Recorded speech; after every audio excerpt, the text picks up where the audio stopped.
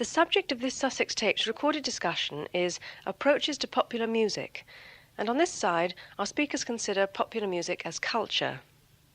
The speakers are Edward Lee, Senior Lecturer in English at Garnet College of Education in London, and Graham Vulliamy, Lecturer in Sociology in the Department of Education at the University of York.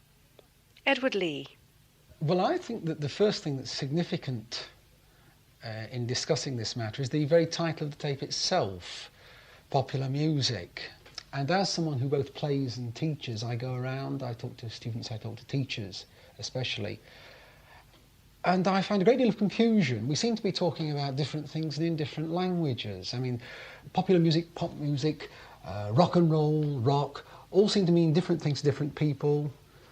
I'm very confused about this. How do you see this, Graham? Well, I think you're quite right. The problem, as you said, is it really depends who is actually doing the defining. And I think at one level, it's easy to start with people who know very little about pop music. A lot of teachers maybe who don't know much about it, a lot of parents who don't know much about it, people who are very critical in our society about the way certain things are going, talk about the evils of pop music and so on. Now, when those people are talking about pop music, it seems to me that they are identifying what they hear mainly on Radio 1 as pop music. And they would see a distinction between classical music on the one hand, which they would view as, very important and esoteric and artistic and so on, and everything else, if it isn't sort of traditional folk music, but everything else is pop. So you've either got classical or you've got pop music. Now, the problem here is that in that sort of definition, they're seeing a whole variety of different types of music as pop and as all therefore being the same. But in fact, this embodies within it very large numbers of completely different styles of music, which have different musical backgrounds, different musical qualities, and more important, they appeal to completely different social groups in our society. For example, as you've mentioned, within this global definition of pop, you will have things like traditional popular music, Frank Sinatra ballads, you will have rock and roll, you will have progressive rock music, you will have soul, reggae, Tamla Motown, folk music, country and western music, and you could go on. And I think the point needs to be made that when people use the term pop or popular, it's often used to refer to music which is not popular at all, but very unpopular. And this is where the confusion comes. You'll get some very sort of esoteric, by their standards anyway, and progressive rock bands who have a very small minority following. Thinking of, say, groups a few years ago like Henry Cow, some of the traditional Virgin label, record label groups. They're a minority taste. You very rarely hear them on the radio. You very rarely hear them anywhere else other than at a few concerts or their records. And yet they're still somehow lumped together as popular. And so I think, the problem for me is that it does depend who is actually doing the labelling. Yes, that fits very much my own experience. I started music in jazz. I grew up with jazz. And it was terribly irritating to be labelled as popular. We felt that we were doing something superior to popular music, very definitely. Our criticism was that popular music was a commercial music, that we were a serious music. Right, but see, can I just come in? Because what's interesting there is that, I used to play in a rock band a few years ago, and you found that rock musicians felt exactly the same sort of way. They would talk about, that's just pure pop music, and by which they would mean sort of Radio 1 singles type music, whereas what they were playing they felt was very much more advanced. It's the sort of music that comes out on LPs rather than singles. And there's another confusion. To many older people, they don't realise that for over 10 years now, I think it was 1968 was the turning point, LPs have outsold singles every year, year by year, and yet many people still think of pop music as, the top 30, the charts, the singles, and so on. So you'll find that rock musicians will themselves talk about pop music in a very similar way to, as you explained, jazz musicians will look at pop music. They'll use it as a sort of term to put the other music down. They will differentiate themselves from this pure pop. So do you think that therefore means that perhaps the first thing anybody wanting to look at popular music, pop music, should do is divide it into commercial music, music of inferior value, and that which is serious, just as jazz has come to be recognised. I mean, it seems as though there's a pattern here, doesn't it? That in the 30s you had the hot clubs in jazz, which took jazz seriously. In the 50s you had bebop in jazz. In the 60s you have concerts. You now have people like the Danquiths having honours in the Royal Honours List. You've mentioned yourself various groups of standing in the rock area, and including more well-known ones such as Yes or ELP. Is this perhaps the division we should make first of all then? Between, we should say there's classical music and another style. Within that style there's commercial and serious. Yes, I don't agree with that. I mean, you'll find a lot of people who do argue that. They will differentiate the more advanced esoteric rock bands. I mean, people like Yes, people like Genesis, and say, well, these are really very good musicians. They're not really interested in the commercial side of it. They're creating a more advanced form of music. And on the other hand, you have the commercial pop music, which by definition is inferior. In fact, I think, going back to what you said earlier, you actually, in a sense, equated the two. Now, I think this is a problem because it seems to me that simply because a music is commercial, by which presumably we mean it appeals to large numbers of people, doesn't mean it's inferior. In fact, I mean, I would argue, if you look back at the great music the history of the world has seen, you will find that music that is now seen to be great, the music of Mozart, Bach, and many others, no doubt in its day was extremely popular. And therefore to equate being popular with being commercial, with being inferior, is, I think, a mistake. Well, going back to my own experience in jazz in earlier days, another distinction we used to feel very strongly was the question between black jazz and white jazz, the jazz made by black Americans such as Charlie Parker, Louis Armstrong, and that being made by white imitators. And we used very much to feel that popular music, or pop music, was very much a poor white imitation. I remember that was our first feeling when, shall we say, the Rolling Stones came out. Even though people who've become noted jazz musicians and were noted jazz musicians, such as Dick Hextall Smith, did join that movement, we felt very much that it couldn't be as good as black music. Yes, I think you can't really understand contemporary pop music without seeing that it has come out of a completely different social and musical culture.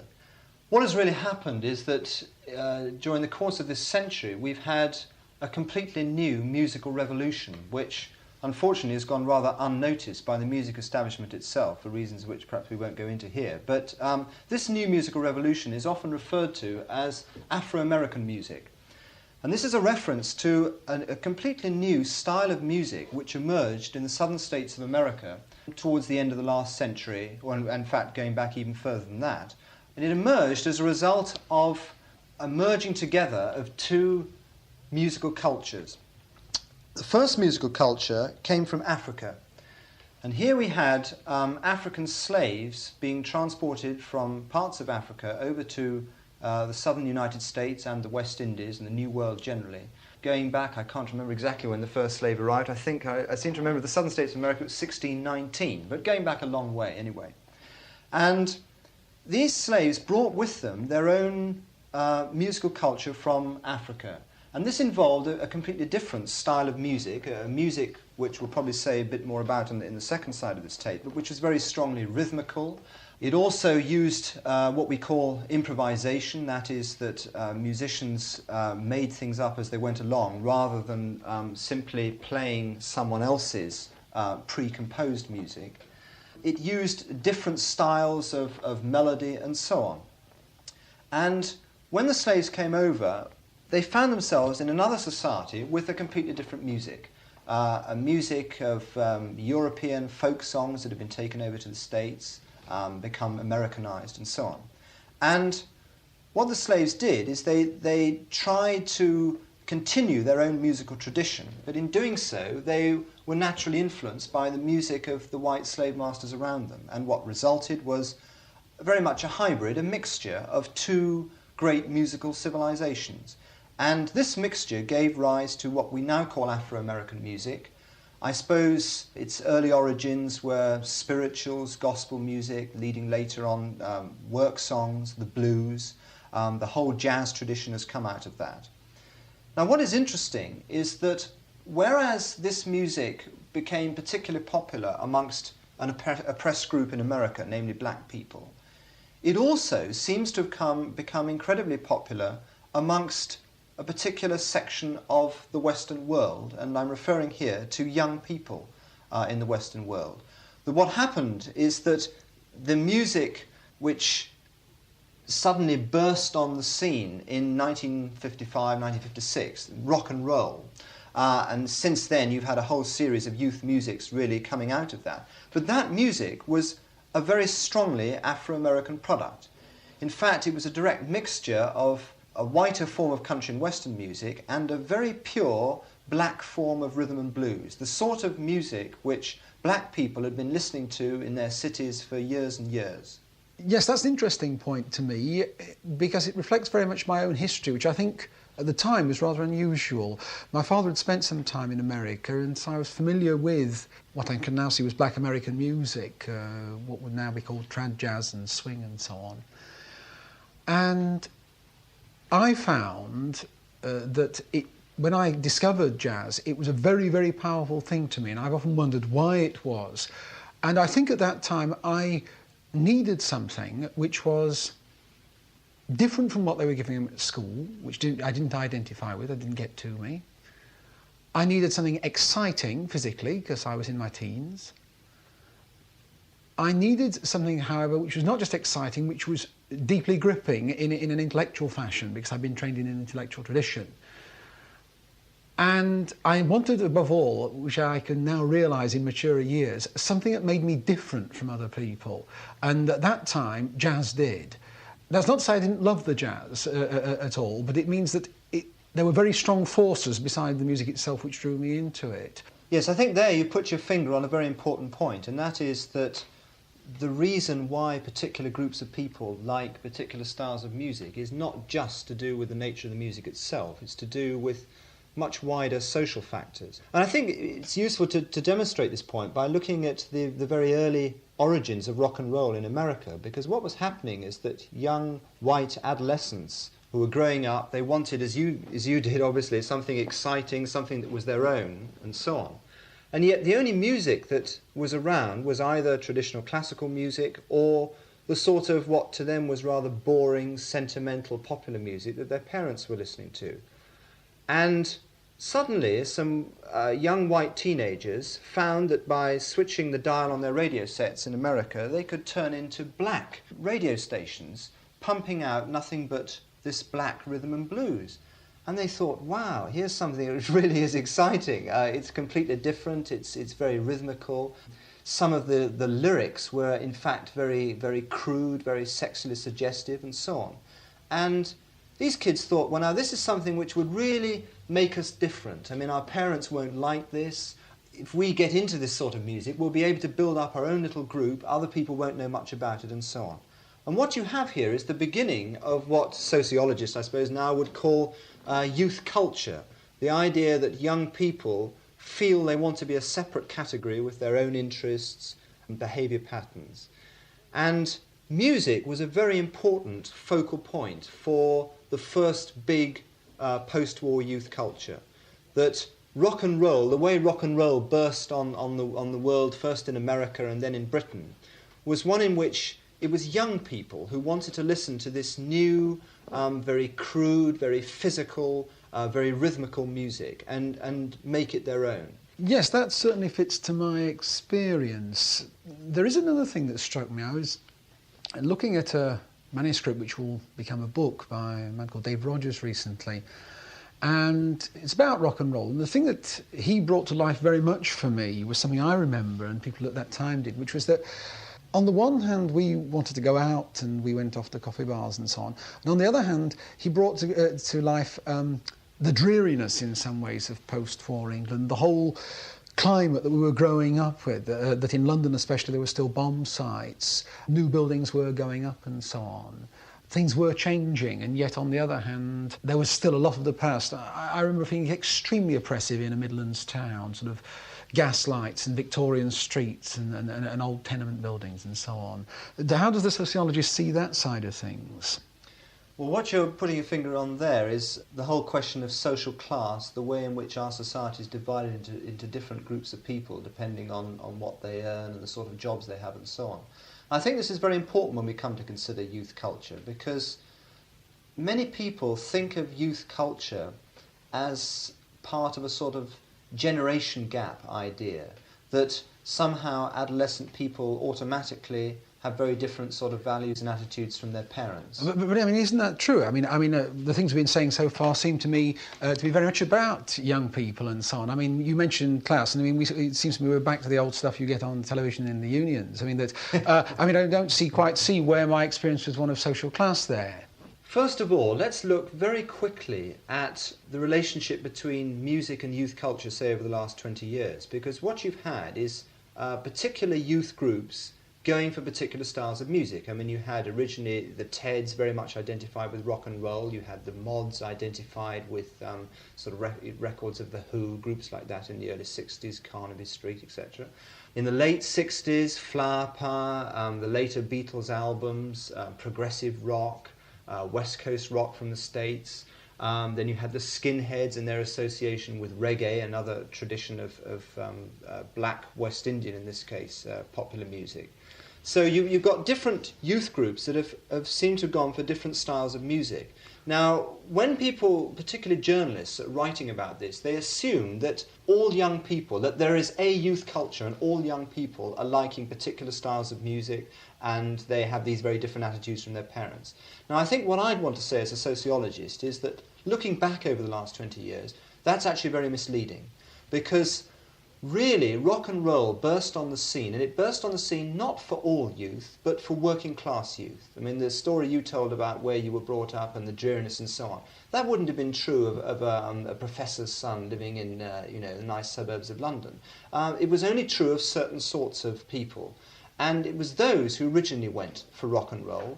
It was those people who had the extra money, the affluent society had hit them a bit, they were going out and getting jobs, leaving school early and so on. And there's a recent survey which has shown that even in the mid-50s, middle-class pupils were still staying at school, weren't getting too much pocket money from their parents. They didn't have a lot of money to go and spend on, in coffee bars and on records and so on. It was basically working-class youth who were doing this. Now, when middle-class youth had much more access to money later on, going through the late 60s, you then had a lot of people talking about youth culture, counterculture, student culture in the universities. Now, this was very much more a middle-class phenomenon. These were well-educated people taking a line against their own society and so on. Now, what I'd want to say is that there was always a conflict between different youth cultures in our society. There was no one youth culture that I remember particularly teaching at Cambridge Technical College in the early 70s, at a time when there was a very rigid conflict between, for example, the Hairies at that time, the hippies, the flower power people, and the sort of music they liked, which was progressive rock, and the skinheads who had close-cropped hair, who used to like reggae or soul music. And I remember, actually, if I can interrupt you there, I remember an incredible stir, and he was almost lynched. I mean, he certainly got a great deal of opprobrium. A chap called Roger Alsop, who was an art student, and one day he came in the boots and braces, and there was a dead silence because he was an art student, and he came in this total skinhead gear, and it was almost menacing. So I think you're right there. That really illustrates the point that all the time, although sometimes this has been masked, and people haven't really realised it, and particularly journalists haven't realised it, but all the time there have been different youth cults and different styles of music being attached to them. And I would have said that the main reason why these cults were different were the social class background of the kids involved, and particularly their educational level. And just to illustrate this again, I mean, there was a survey done in the early 70s, a Schools Council sponsored survey, on the musical tastes of young people in schools. And what they found was that looking around the schools, most of them they looked at were comprehensive schools, which were streamed. They found that there was an enormous difference between the musical tastes of those in the top streams and those in the bottom. And what we're really talking about is people in the top streams are likely to be those who go on maybe to universities, colleges, tend to get more middle-class style of jobs. Those in the lower streams will tend to be leaving school early, tend to go into manual jobs, skilled manual jobs and so on. Now, these researchers found that the top stream pupils, again, were listening to progressive rock, album music. The bottom streams were liking much more either pure pop, commercial pop, or soul music, or reggae, or a more commercial form of rock music. Yeah, actually, I'm more convinced of what you're saying there. In fact, very convinced now, because I remember, for instance, that when I was in the latter stages at school, the people I knew at home, rather, were wearing TED jackets. They were 16, 17, something like that sort of thing, and they were out as plumbers and working in the railway factory and so on. The people at school were wearing blazers. And doing their homework. But doesn't that in fact make an important point that we've spent 20 minutes or so now talking about this music, because that was serious. Aren't we right to say this is just a youth culture, but that's it, it's not real culture? Yeah, I think this depends on one's definition of culture and who is defining what culture is. Now here there is a long tradition, particularly in this century, of cultural critics who've been very concerned about the way in which the culture in our society is going. The sort of terms that are used in this debate, I mean, people will talk about high culture, and by this they'll mean the sort of culture that's been produced by a cultural elite in our society. You will have critics of that culture who are completely independent of those who produce or consume it. I mean, thinking here of classical music, that classical music is seen as part of our cultural heritage. It is seen as great music. There are concerts where critics go to it and discuss it in very intellectual terms and so on. So that's high culture. People will also talk about folk culture. And here they're referring to the traditional culture of rural people prior to this sort of very strong urbanization that we've had in our society as a result of industrialization. Now, usually these cultural critics are concerned about the fact that with industrialization, what has been happening is that our traditional both high culture and folk culture tend to be being eroded by a new animal which they call mass culture. And they identify mass culture as that cultural product coming out of a very commercial, industrialized mass media machine. You seem to be where we were coming in earlier at the beginning. Yes, yes. I mean, it's this argument that the mass media is putting out a sort of homogeneous product which is coming down to the lowest common denominator of the audience to appeal to the maximum number of people. And that therefore this is very much of inferior quality. It may well sort of trade off and pollute other forms of culture like high culture, but it will drag it down. And therefore there's been this general concern that in our society today, the overall cultural level is declining. Now, I think it's against that sort of background that you need to look at these new cultural types of music that we've been talking about, namely Afro-American music, varieties of popular music and so on. Because quite often when people have been attacking mass culture, they've been attacking popular music. Now, what I want to say is that the whole way in which this debate has been set up is a fundamentally misguided one. The people who've set it up in that manner are in fact those people who themselves are favouring high culture, and they are using the sorts of yardsticks by which we criticise and evaluate high culture to evaluate other styles of culture as well, including in this case popular music. But surely, even accepting all that there is music which is serious, that you've got the standards of music. There's what good music is. But the question is, who lays down those standards? What counts as serious? And what I would want to argue is that different musical traditions need to be evaluated in completely different ways. There are different criteria of quality, different criteria of seriousness in different musical traditions. So popular music needs to be seen from a completely different musical and social standpoint from other styles of music. Edward Lee and Graham Vulliamy, thank you. The subject of this Sussex Tapes recorded discussion is Approaches to Popular Music, and this side is titled The Aesthetics of Popular Music. Our speakers are Edward Lee, Senior Lecturer in English at Garnet College of Education in London, and Graham Vulliamy, Lecturer in Sociology in the Department of Education at the University of York. Graham Vulliamy. Ed, as a drummer, the only sort of music I've ever actually played is some form of Afro-American music, popular music, rock, jazz, call it what you like. And it's always seemed to me that when I've heard classical musicians talking about this sort of music or writing about it, they seem to really misunderstand what popular musicians, Afro-American musicians, are actually trying to do. I mean, would you agree with that? Yes, I think it's often true. There are some famous examples we both know of. I think in order to discuss this, the most useful thing to do is not to theorise, but to start, for both convenience of illustration and also for more fundamental reasons, from a practical, real piece of music.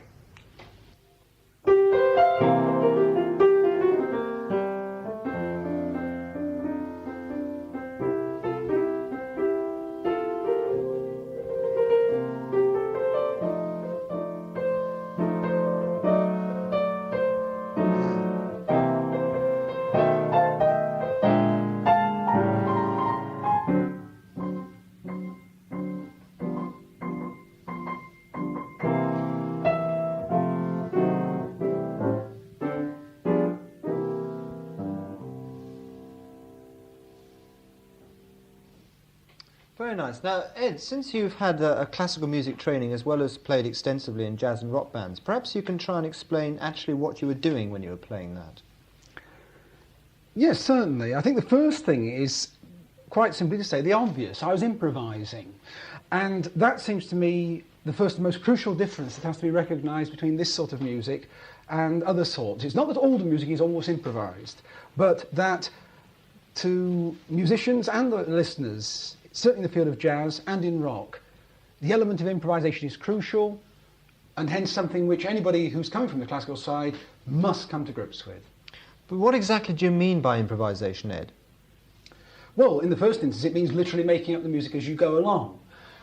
You do that according to rules, otherwise if you've got several musicians at the same time, they're going to make the most awful row. If I were teaching, as I often do, classes on jazz or rock improvisation, what in fact you do is lay down what we call the chord sequence, which is what I'm doing with the left hand. Normally, jazz and rock musicians play around this in a rather complicated way, but I'll play now something simple so that you can follow exactly what's going on. What I do is put notes together like this. I play them at the same time. That's a chord. There are actually 12 of these, filling in the music according to a set pattern, which I'll count out for you. It goes like this. 1, a new chord, a new 1, 4th, another 1, another, another, and another, another, and another, and 1 twice.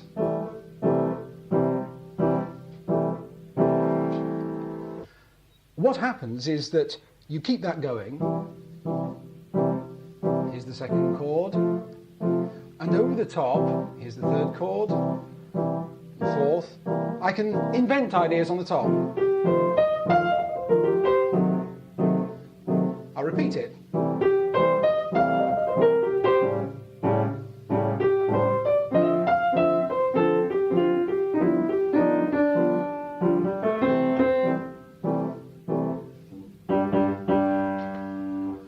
All I was doing was keeping that pattern going, set pattern all the time, and in the right hand, what I did was invent new ideas, little tunes of my own.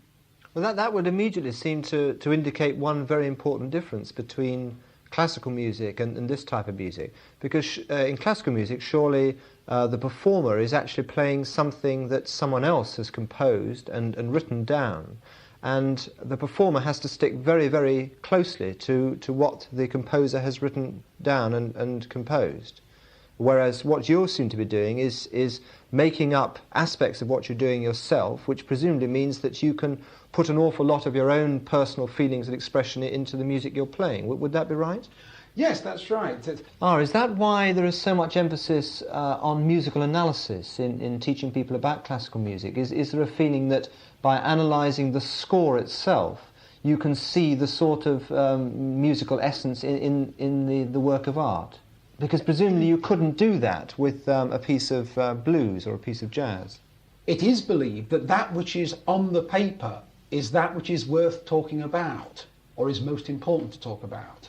And I think this shows us something which both of us have talked about in the past, which is the domination of Western thought by print. Well, can you illustrate this sort of point musically with the piano or not? Yes, I think so. Fairly easy. I'll take an extreme example. If I take a set of notes like this, I can give those names, or I'll give them numbers for convenience. 1, 2, 3, 4, 5, 6, like that. If you wrote those down, 1, 2, 3, 4, 5, 6, you can immediately see them backwards as well as forwards. And you can imagine the idea of going 6, 5, 4, 3, 2, 1. So you could actually play the notes in reverse order, like this.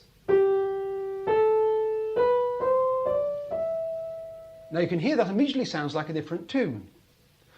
That isn't the end of the way that print can get you to think, or that written notation can get you to think. Because, in fact, this sort of thinking was the basis of what was called the Crab Canon. Canon is a piece of music rather like Frère Jacques or London's Burning, where two lines are sung against each other. And you can actually put these two lines against each other like this.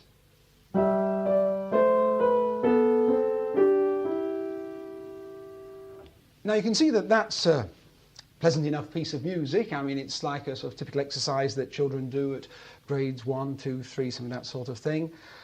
Quite nice, but it's not really likely to go down in the history books, is it? One of the reasons was that it was concocted entirely synthetically. It was really thought of visually, not orally.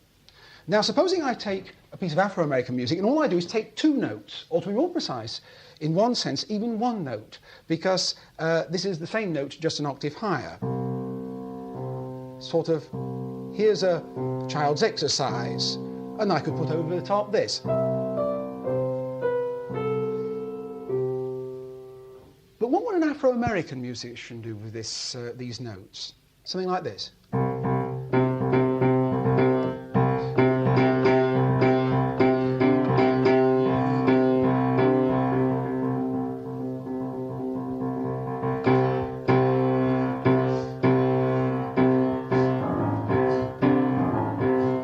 In the last a few notes, of course, I added an extra couple of notes. Two notes. On paper, it ought to be much simpler. I would argue that the second was a better piece of music, though it won't certainly go into the charts or any other sort of recorded music, because it's not particularly interesting. Well, would I be right in saying that the difference there is in the first example, where you were arguing that the notation was very important, that what the composer is doing is trying to create a sort of formal structure which he can elaborate when he's playing into a composition which may even have visual elements, that there are themes that are being repeated or themes that are going in reverse order, and that the listener can over time maybe pick these themes out. Whereas in the second example with Afro-American music, the emphasis seems to be very much in taking the basic oral qualities of particular notes and then playing around with them rhythmically, melodically and so on.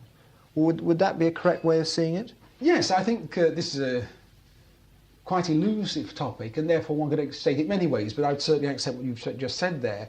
I'd really want to rephrase it without contradicting what you've said, and point out that in the first case, I derived those ideas, literally, you saw me do it, from writing down symbols on a piece of paper, and I then made the music. In the second case, the only way I could make the music, you saw me do it, I went to the piano and invented music at the piano. I couldn't do it in my head, in fact. The other thing, I think, which comes from this is that those qualities which are most significant in this first piece of music, the Crab Canon, are reproducible in notation.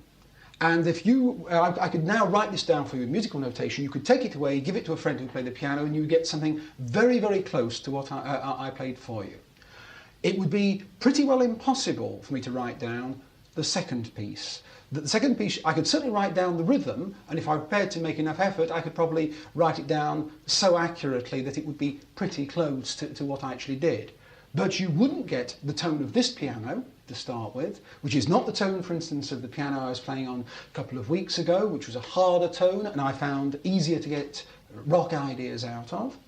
And you also wouldn't get the relative volumes of the different notes. I could certainly put in accents and so on and give you an idea of the contour of the phrase, but you wouldn't get my particular interpretation. And without being unnecessarily modest, I would say the deficiencies of my interpretation Because if you had a fine pianist of this idiom, he would immediately detect all sorts of slight discrepancies of volume which make this music less effective, less exciting, less tight, less swingy, less rocking. And that the only way that can be passed on is by direct imitation, either face-to-face or through a tape recorder or recording. This ties in with some important ideas developed in a chapter in Who's Music by Trevor Wishart, because he's arguing there that notation has come to be so important in classical music that in a sense it defines the nature of the musical product. It defines the way in which composers actually see music. And just to take the example that you've looked at, namely how someone sounds, the tone of their instrument, it's interesting that in classical music, as you say, there is a relative standardisation of tone. I mean, violinists tend to sound reasonably similar to each other. Guitarists tend to sound reasonably similar to each other. And this would even include soloists, who obviously have a degree of interpretation in terms of what they're playing. Whereas in a tradition of music like the Afro-American one, which is basically an oral tradition where notation has always been unimportant, you get an enormous variety of tone. Now, the argument that Trevor Wishart has is that in classical music, because notation is so important, and because notation cannot tell you about different sounds, the result is that there has been a tendency to standardise tone, whereas in an oral music tradition like the Afro-American one, there has been no such tendency, so that you get enormous varieties of tone. I think that is true, and in fact, paradoxically, I have become more convinced of that very recently than I was at one time. Because if you listen to a classical orchestra, obviously, in order to get a job in a classical orchestra, the violins have to sound similar. Otherwise, you get an awful, very unpleasant sound from the group. You get a mixture of vibratos and a sound which is unacceptable in any professional orchestra.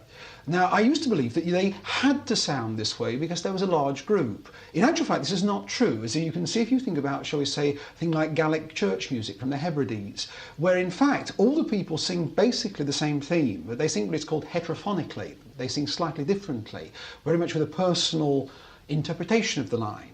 Now, not only do they think that this music is acceptable, which sounds hideously out of tune and jumbled to the classical ear, but they actually think that this is the most appropriate music for the worship of God, which seems to be about as high a term of praise as you could imagine.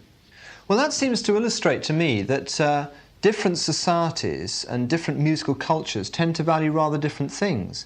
And one of the problems is, I think, that if you accept that view, you can't really compare or evaluate different musical cultures against each other. I mean, one particular example that's always bothered me is a very famous article by the music aesthetician Leonard Mayer, who wrote an article called "What Makes Music Great?" And really what he was trying to argue in this article was that the greatest classical music had to be better than the greatest popular music. But when you really got down to it, what he was saying is that popular music doesn't seem to do some of the great things that he sees classical music doing. In particular, it doesn't have the very elaborate complexity of formal structure and so on. But it always struck me that what he was doing was taking the criteria of one particular musical culture and judging another one which was doing completely different things by the first criteria. It's rather like saying that cricket is nothing like as good as football because people aren't kicking a ball around with their feet.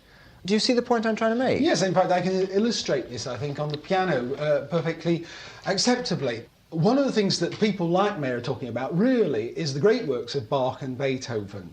And if we leave aside Bach for a second, there are a few other points one would want to bring in.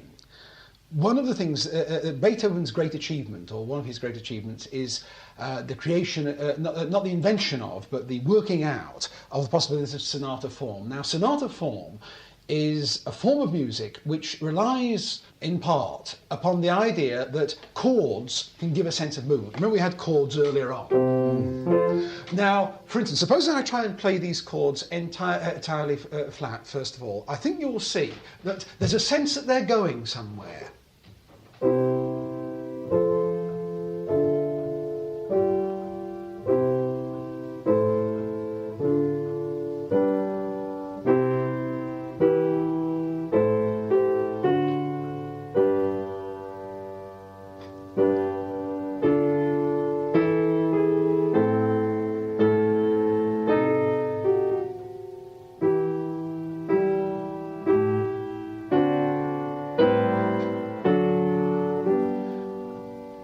Now, all I did in that case was to play a few chords with no expression particularly, with no theme in them, and yet the music moved on and moved on and moved on, and you felt a rise and fall in the music if you're used to hearing these chords.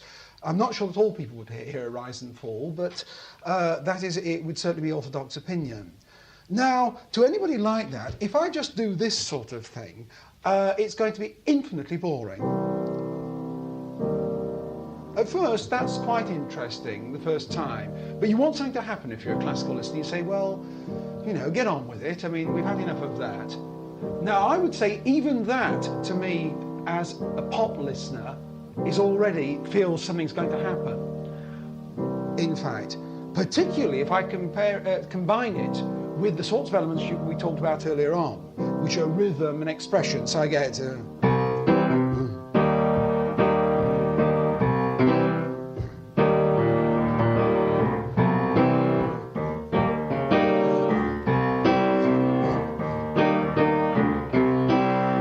Now, as far as I'm concerned, though that might not be brilliant, it is exciting.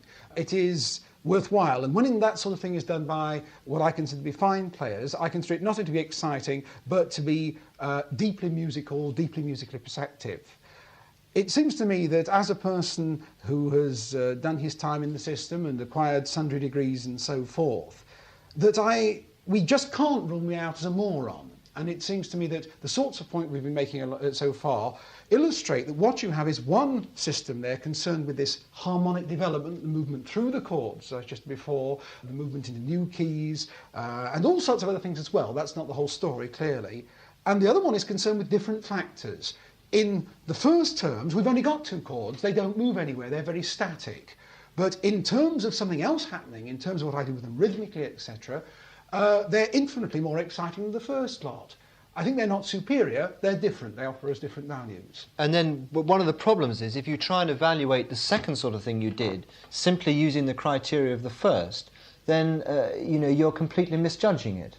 That's right. I mean, for instance, that classic, I think one can actually say, boom of Mellor's, when he describes the Beatles, and he talks about that point at the end of Abbey Road, and he sees that as the flattest part of the record, and it's the part where most people really prick their ears up. Yes, he actually talks about it getting nowhere at the end of this superb guitar solo, and presumably by nowhere he's meaning in sort of harmonic, formal structure terms, whereas to any rock music lover, I mean, it's intensely exciting precisely because of all the rhythmic and melodic inflections of the type that you've been talking about. Yes, I mean, by his terminology, I was getting nowhere there. In my second example, I'm sure I was getting somewhere, at least as far as my music's concerned. Yeah, Ed, following this point about using the wrong sort of criteria to judge popular music, something else that's always struck me is the way in which some people will take the lyrics of popular songs and almost treat them like poetry. I mean, Bob Dylan has particularly suffered from this. It's always seemed to me a mistake because lyrics are not poems. They're not to be seen as something written down on a page. And something that does look very banal, written down on a page, can be intensely exciting musically when the words that are sung are in conjunction with a particular musical phrase. And so, I mean, would you agree with me that lyrics have to be seen in conjunction with the music rather than just as written down on a page? Yes, and more than that, I'd say in connection with the performance, that Dylan performing Dylan's songs is unique and different, and it's different in different circumstances. I think every rock listener is aware, for instance, of the atmosphere of Woodstock, the atmosphere of the Isle of Wight festivals. But they're extreme examples of a recurrent fact that the music changes. By definition, it must change. It's unique on each occasion, as we said before. But I think that the old parodies that music teachers would have done ironically illustrated the very facts of what they were missing out. For instance, I can imagine my old music teacher saying, "What is this nonsense? You ain't nothing but a hound dog crying all the time. I love you, baby, ooh, ooh, ooh." Now, what's missing there? What's missing is the links between the words, the way that you wouldn't enunciate the words like that in everyday speech, let alone in the song. There we're lacking the melody line, we're lacking the rhythm section, we're missing the arrangement, We're missing also the actual performance. We're missing the ambience between the audience and the singer. We're missing things like gesture and one's appearance. I mean, you imagine, shall we say, someone like Shirley Bassey, instead of coming on with those deep cleavage type dresses, coming on, shall we say, with a pair of overalls and a house painter's brush. And you can see how important it is to see lyric as part of a whole process, A, of music, and B, actually of a sort of dramatic art. Yeah, yes, I would accept all that. And also, and I think that there has been a problem that many people looking at rock music have looked at the lyrics in terms of the message that they have and only thought that good lyrics are those that have some sort of political or social message. Now this can be very misguided, I think, that it comes up again with some punk and new wave groups, that those groups who are trying to say something socially about problems of unemployment and so on are often seen as better in some way than those groups whose lyrics, again on the paper, appear more banal. But this is to make the same mistake, namely that a lyric which maybe doesn't say anything in political or social terms may still be a good lyric precisely because of the particular interrelationship between the words as sung and the actual nature of the music. Yeah, I go along with that. I think also that we fail again and again. I mean, the classic one is the critics like Holbrook and so on this, who totally fail to recognise the irony behind words, and that a black singer of, say, the late 60s in America or the 70s can make an apparently conventional love lyric into effectively a political statement by virtue of interpretation. So in a sense that there is a particular sort of in-language which is part and parcel of many different popular music styles which listeners will be able to sort of tune into. But I'd want to criticise your term in language. I think that we all do this and it shows the degree to which we've been sold the idea of accepting somebody else's standards without questioning them. But in fact, all languages are in languages, because all languages are only understood by some people. Not everybody in the world talks Russian, not everybody in the world talks Chinese, not everybody knows about nuclear engineering. But some people have the power to define which is the right in language and which is really an in language because it's the wrong one. Exactly, and also the arrogance to in fact say that somebody else is in language which they've not taken the trouble to understand doesn't say anything. Right. Well, Ed, I think we're coming to the end, and so it'd probably be useful here to try and pause and summarise some of the main points we've been making, because we've been tossing around a lot of different ideas. I mean, from some of my own work, particularly collaborating in the book Whose Music, there are certain key features which are worth spelling out. The first one is that different musical traditions clearly need to be evaluated using different criteria. You've illustrated this very well on the piano, and I think that certain theoretical points we've been making re-emphasise this. I mean, the very important role that notation has played in classical composed music. The fact that this has led to certain underlying assumptions about the nature of that music and the way it should be constructed, that harmonic development and the formal structure is all important. What we've been trying to emphasise here is that other musical traditions in the world, and in particular Afro-American music, which has been so influential on contemporary pop music, operates from very different sorts of principles. Notation is relatively unimportant. It was always an oral music, and this has meant that key factors of the music, like the sort of nuances of rhythm and timbre and so on, tend to become very much more important. So I think the real message that we need to try and get across is that you have to be very careful about the sorts of criteria and musical analysis you use with particular types of music, that it would be quite wrong to judge popular music from the same standpoint that we judge either traditional music, traditional classical music, or indeed when we look at the lyrics from a standpoint of judging literature, that lyrics have to be seen as lyrics rather than as something which is to be written down and read out in isolation from the music. Or presumably, to put it more basically, before people start talking about popular music, or for that matter any other music, they should first listen to it. And when they listen to it, they should think very carefully whether the standards they're applying are necessarily suitable. Graham Vulliamy and Edward Lee, thank you.